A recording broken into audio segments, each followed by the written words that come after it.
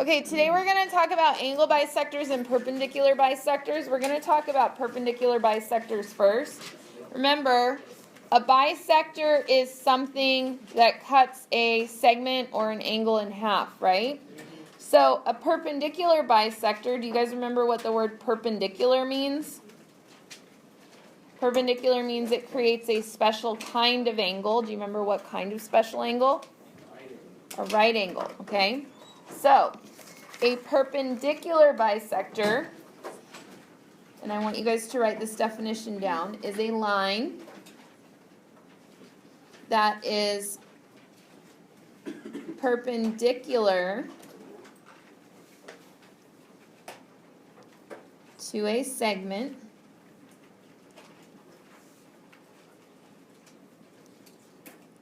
at its midpoint.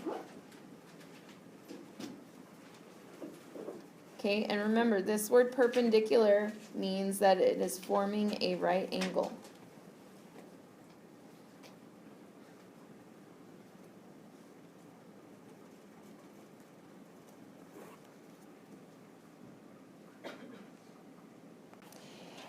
Okay, so the next vocabulary word I want to talk about is the word equidistant. Okay, what does that prefix equa mean?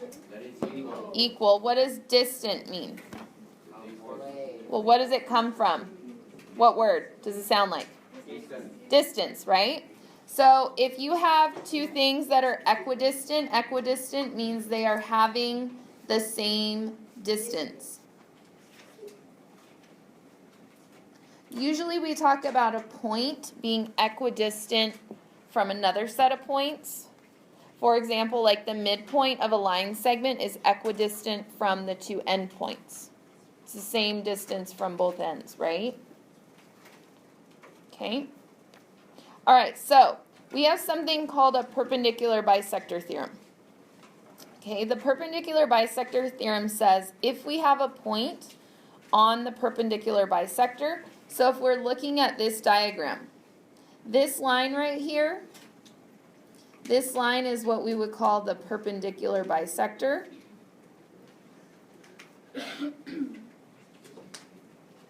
Of segment AB, right? It's creating a right angle with segment AB, and it's cutting segment AB in half, okay?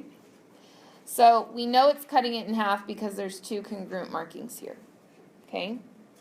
So if we have this point, which is on the perpendicular bisector, okay, then that point must be equidistant. It must be the same distance from the two endpoints of the segment.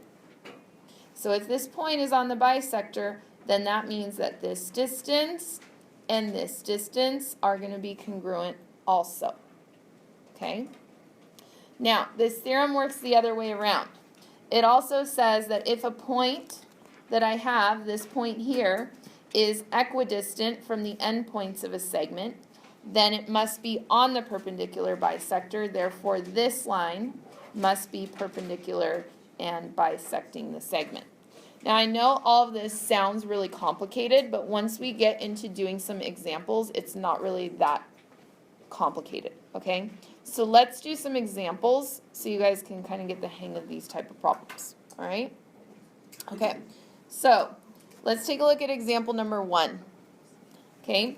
It says find the measure of MN. Everyone highlight where MN is. MN is that line right there, okay? So you have this line. It's showing you that it is perpendicular and bisecting this segment down here. Therefore, this point must be equidistant from here and here. So if this point is the same distance here as it is here, what do you know about these two sides? They also must be what? Congruent. So what is the length of this side? The same as the other side, 2.6. Okay. All right.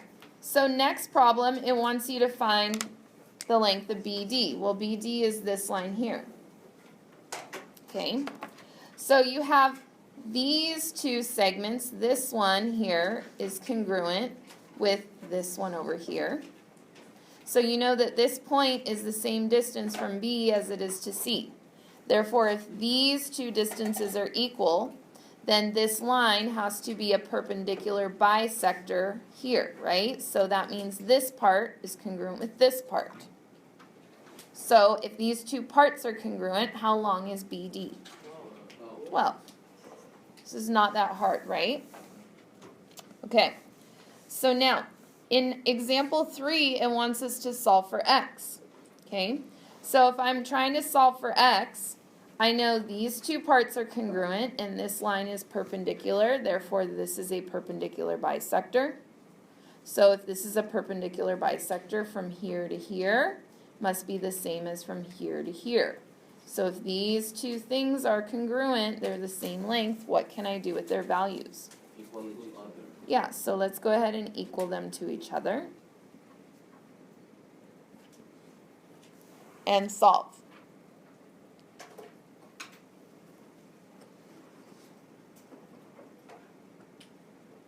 Now, in this one, when we solve, we are going to get a decimal.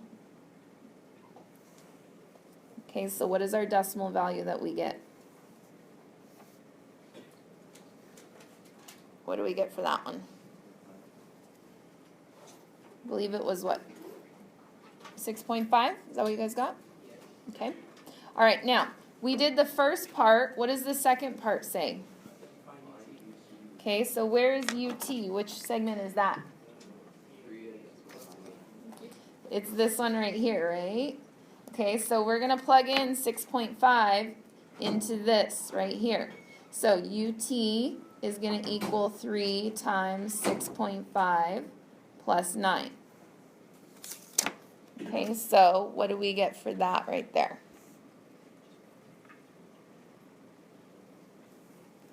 I believe the total ends up being what? 28.5? Is that what you guys got? Yeah, okay. So you have two answers here. You have solving for x and plugging in and finding the value. Okay? Does that make sense on that one? Okay. So now what I want you guys to do is I want you guys to try number 4 in your groups. Okay? Okay, so let's check your work. What did you guys set up that was equal to each other? 5x plus 12 equals 8x. Because this was the perpendicular bisector, because these were congruent and you had a right angle, that meant that these two lengths, this point was equidistant from the endpoints of the segment, right? So these two lengths are the same, so we could have set up 5x plus 12 equals 8x. Now, when we solve this, we should have got x was equal to what? 4, okay? Now, we get x equals 4, we still need to do this part, which is find dA. So let's look at where dA is. dA is this segment right here. So we're going to plug in 4 right here. So dA is going to be 5 times 4 plus 12. So what was that? Yeah, totaled up to be 32, okay? So here are your two different answers. X equals 4 and dA equals 32, okay? Are there questions on that one? Okay, let's do one more. I want you guys to try number 5. Okay, so everyone in your groups, go ahead and work together to see if you can get problem number 5 done. All right, let's go ahead and check what you guys got, okay? So in this one, the diagram was not labeled. Okay, voices off, please. Okay, the diagram was not labeled. So we're going to label AB was over here, and then BC, this part was right here, okay? Now, we know because we had a perpendicular bisector cutting this segment in half, that makes this one and this one here congruent, okay? So because these are congruent, we can go ahead and set them equal to each other to solve for x. So class, what did you guys get when you solved for x? 2, okay. So x was 2. Now, which one, did it want us to plug it back in, or are we done? We're done. We're done, because it just said solve for x, right? Okay, we're going to skip this one. We'll save it for a warm-up on another day. I want you guys to turn over to the back, okay? So everyone go ahead and flip to the back. And now what we're going to talk about are our angle bisector theorem. Okay? All right, so let's just review what an angle bisector is. Okay, an angle bisector, this is a review term, but it is a line, segment, or sometimes it could be a ray.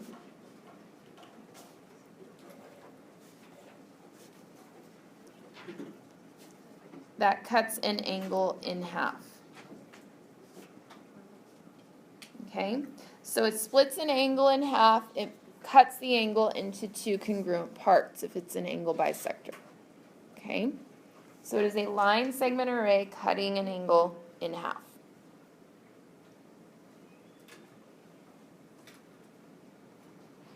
Okay, so we have this theorem called the angle bisector theorem. Okay, so the angle bisector theorem says if a point is on the angle bisector, so for example this point is on the angle bisector, okay, then it is equidistant from the sides of the angle. Now, when I find its distance with each side of the angle, I'm finding its distance by drawing a perpendicular line here, so that's why you see these right angle symbols, okay?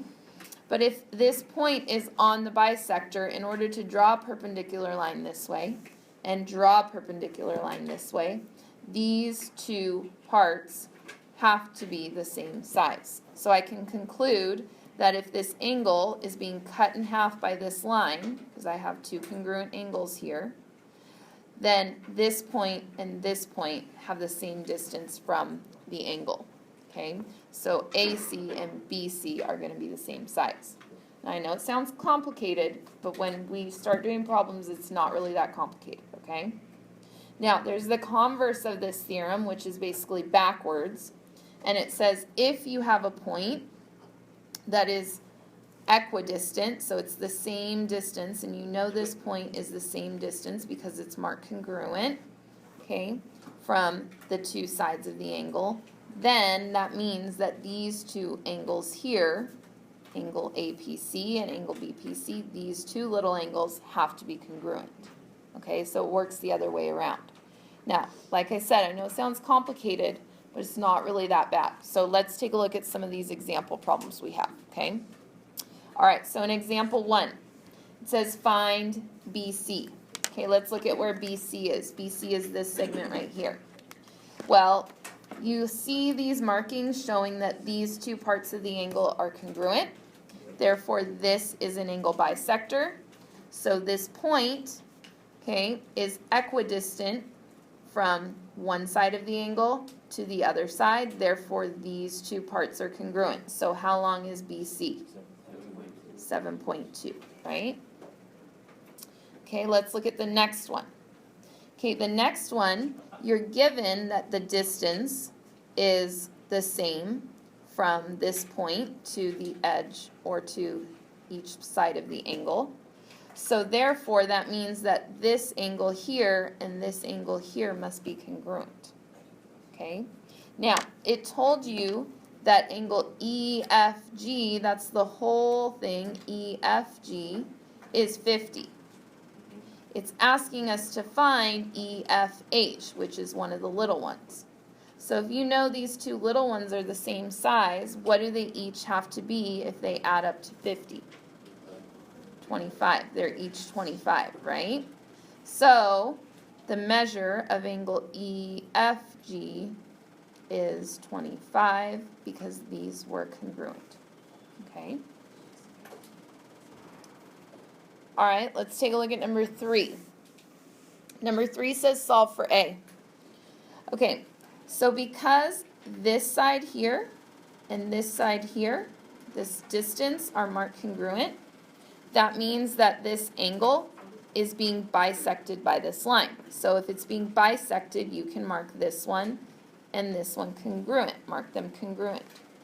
Okay? Now, because these two little angles are congruent, what can you do with their measures to solve for A? Equal them. So let's equal 3A plus 20 is going to equal 2A plus 26. Okay, so now let's go ahead and solve by subtracting. and then let's subtract again. So we get A equals 6. Now, I've answered one part of the question. What was the other part of the question? Find and measure A. Okay, so I need to make sure I am understanding where that one is. It's right here. So I'm going to plug into this one, right? So the measure of angle JKM is 3 times 6 plus 20. So what does that make? 18 plus 20? 30 what? 8. Okay, so it's an angle, so make sure we label it in degrees. It's 38 degrees. Okay? So we've answered both parts of the question now. Does that make sense there? Okay? All right, bless you. Okay, what I would like you guys to do is in your groups, I want you to try problem 4. Notice that your diagram is not labeled, but they gave you some information, so label the parts of the diagram, okay, like how they labeled it up here, okay?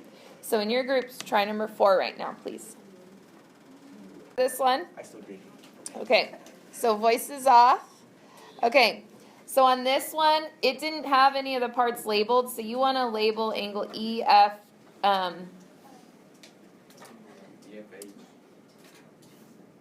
I think this is a typo. Exactly, it's a typo. See? This was supposed to be an H. You guys, I'm sorry. I should have told you that before. Okay, that was supposed to be an H. Okay, can you guys fix it on your paper? So, because it was supposed to be that this one here got labeled 2x plus 17.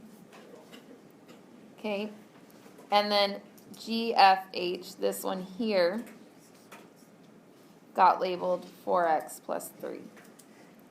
Now, because this part was congruent to this part with right angle right here, that meant this is an angle bisector, so these angles were the same. Okay, I'm sorry about that typo. Okay, all right, so you could set these two equal.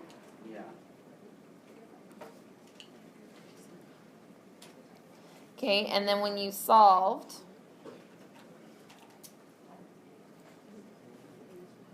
we should have got x was what? 7. Okay, now, it wanted you to plug it back in and find EFH. That was another typo. Okay, find angle EFH. Okay, so let's plug it back in here. Okay, so the measure of angle EFH is 2 times 7 plus 17. So what was 2 times 7 plus 17? 14 plus 17, which was what? 31? Yeah. Okay. All right, I'm so sorry I forgot to tell you guys about the typo. Okay. All right, so these are your two answers, okay? All right, let's have you guys try number 5. Okay, everyone go ahead and try number 5. Okay. You were given that the two angles were congruent, therefore that meant that this was an angle bisector, so that these distances had to be congruent also. Okay, so this distance here was 3x plus 8, and the other distance here was 4x plus 12. So you could set them equal to each other. Is that what you guys did to solve it? Yeah. Okay, when you guys solved, what did you guys end up getting for your value of x? -4? -4, okay.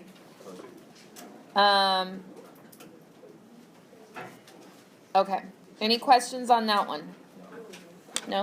Okay, we're going to leave that one blank. Your homework is just that one side of the worksheet, okay, which is due on Monday, all right?